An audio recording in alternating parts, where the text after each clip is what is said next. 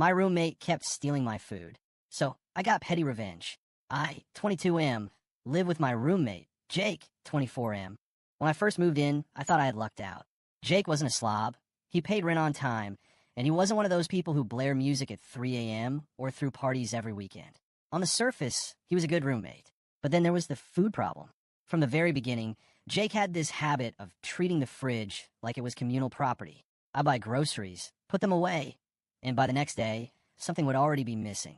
At first, it was small things: a soda, can a slice of bread, a handful of chips.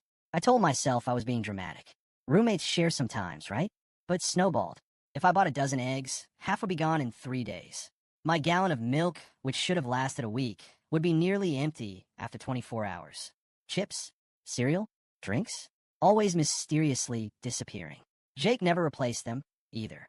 If I asked him about it, he'd grin and say things like, "Oh, I thought you weren't using it," or "I'll buy the next round, chill."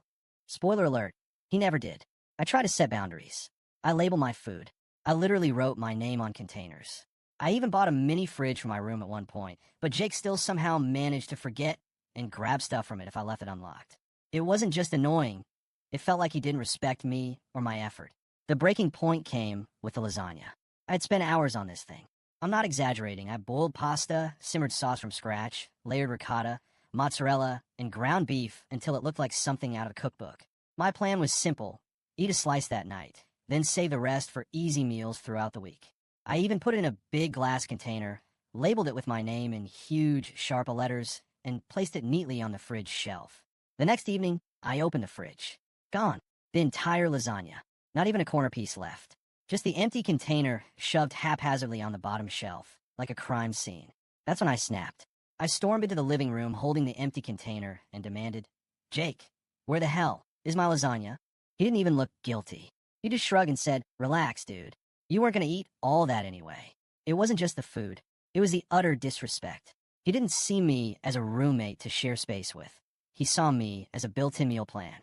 That night, as I sat fuming in my room, I decided if Jake couldn't respect boundaries, then maybe he needed to learn boundaries the hard way. So I came up with a plan. The next day, I went grocery shopping. But this wasn't a normal trip.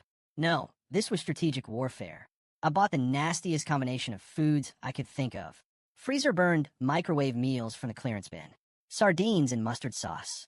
Overly spicy ghost pepper pickles that smelled like acid. Cheap, rubbery hot dogs that looked suspiciously gray. And some discount ground beef that probably should have been thrown out a week ago. When I got home, I cooked everything together in one giant pot. The smell was atrocious. It was like someone had lit a dumpster on fire and then poured vinegar on top. The stew came out thick, lumpy, and brownish gray. Even I gagged just stirring it. This was no dinner. This was bait. I put the concoction into a large plastic container and set it right in the middle of the fridge. No labels, no warnings. Just there, waiting like a trap. The trap is sprung. I didn't have to wait long. 2 days later, I came home from class, opened the fridge, and saw the container half empty. I almost burst out laughing on the spot. Not long after, I got a text from Jake. "Bro, what the hell was that stew?" I swear I almost died. I could barely contain myself. I pictured him sitting there, smugly helping himself to my food again, only to realize halfway through that he'd made the worst mistake of his life. I thought that would be the end of it. A little stomachache, a little embarrassment, and he'd finally learn his lesson. But oh no, the universe had other plans. That night, around 2 a.m., I woke up to the sound of groaning. At first, I thought Jake was having a nightmare.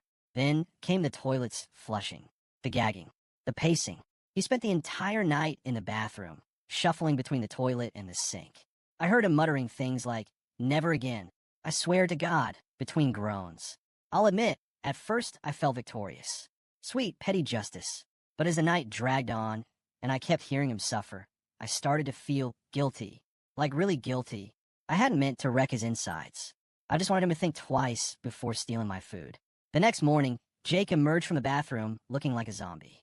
Pale, sweaty, with dark circles under his eyes. He sat at the kitchen table, clutching a bottle of water, and whispered, "Dude, I'm never touching your food again. Ever." That was the worst night of my life. I almost laughed, but then I saw how miserable he looked. That's when guilt really hit. I hadn't poisoned him. It was technically edible food, but I had definitely crossed into revenge gone too far territory. Since then, Jake has been a completely different person.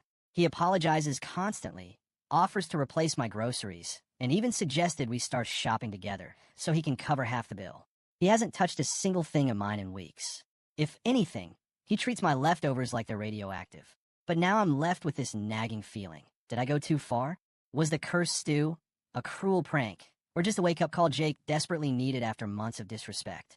Part of me feels guilty every time I remember him moaning in the bathroom all night. But another part of me thinks, well, maybe he brought it on himself. So now I'm stuck wondering, am I the asshole for teaching my roommate a lesson this way?